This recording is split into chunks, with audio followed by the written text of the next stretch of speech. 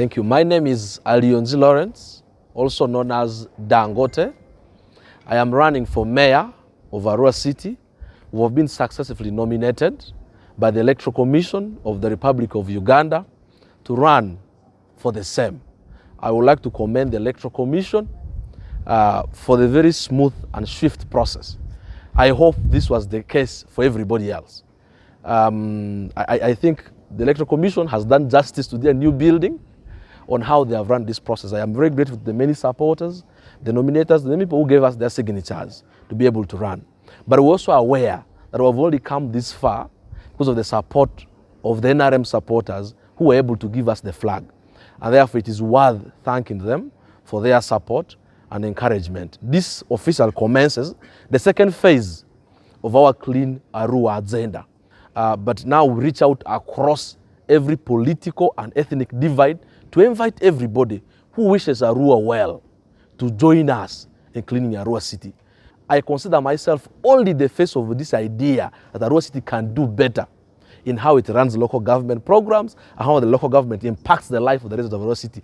And provided you associate yourself with that, and then you are cleaner in yourself, regardless of your party, your tribe, or your ethnic belonging, or even your school of thought. We can come up with the different ideas or different senses of belonging and unite for that particular thing. So we believe that the local government can do much better in terms of the effectiveness of how government programs are implemented, the systems, the institutional systems that exist. So we first want to clean house. I have often said, and it best comes to the local language, that before a wise woman starts cooking, she first cleans the kitchen. And so we first intend to clean kitchen, because then if the kitchen is not clean, regardless of what you cook, the food will come out dirty. And that can become a problem and not food. So we will clean the local government system in Arua City. And once the cleaning is done, we then can have the moral, but even otherwise authority, to reach out to do more than just the government budget. But you see, I want to believe that a hungry man is better than a man with diarrhea. That it is better not to eat at all than to eat bad food. But we're not just cleaning Arua City for its beautification. When I say systematic cleaning, I am meaning that PDMs will actually reach the people and benefit them, and that helps them with their hunger. I am saying Imyogas will reach the young people and help them, that helps with their hunger. I am saying the grow programs will actually benefit the many women who I know are the drivers of the home. This is what I'm talking about, but I hear you. And so when we say cleaning the system, we want to ensure its effectiveness to make sure that the people actually benefit from the initiatives of the government. And so those are in mind. And when we say cleaning, we are making sure that we're cleaning the clogs in the system so that what is meant for the people actually reach the people. Aivu ovuni aringa madu iniko. Aringa ovu marata madu iko. Marata ovuni vura madu iniko. Vura ovuni madi madu iniko. Amadu ibadi ipeli alo, alioni, irizore azoni, nazore niya koni. Literally meaning that the Aivu is not the enemy of the man from Terego. The man from Terego is not the enemy of the man from Maracha. And I could go on listing all the ethnic groups. But what is really our enemy is poverty, illiteracy, and disease. And if you look at it this way, then there's no reason to insult each other. It's like we want to do the same thing. Me and whoever will aspired or is aspiring for this position wish to do tackle these three things.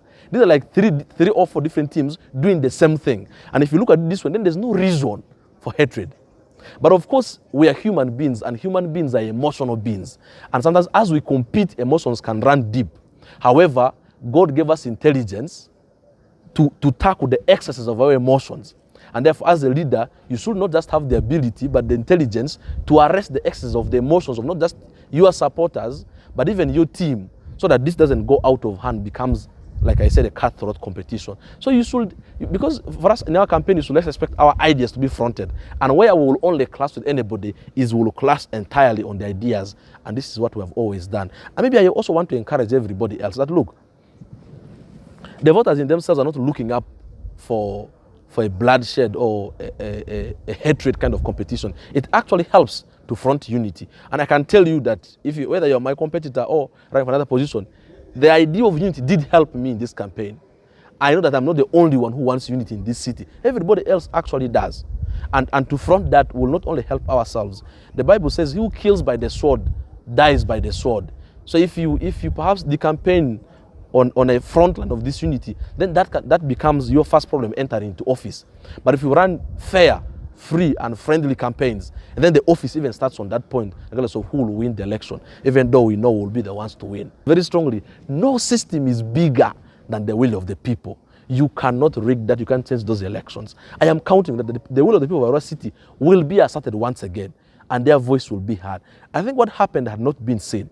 And perhaps many people were praising us because they thought we had done something phenomenal. And the people saw it that their lives could get better, and they came out full swing. They knew that it was not enough to vote, but you had to vote and defend you. That's what they did. And we intend to do exactly that again and invite them once again. Not just, and I tell the people that, look, voting for me is not enough, because anybody can win an election.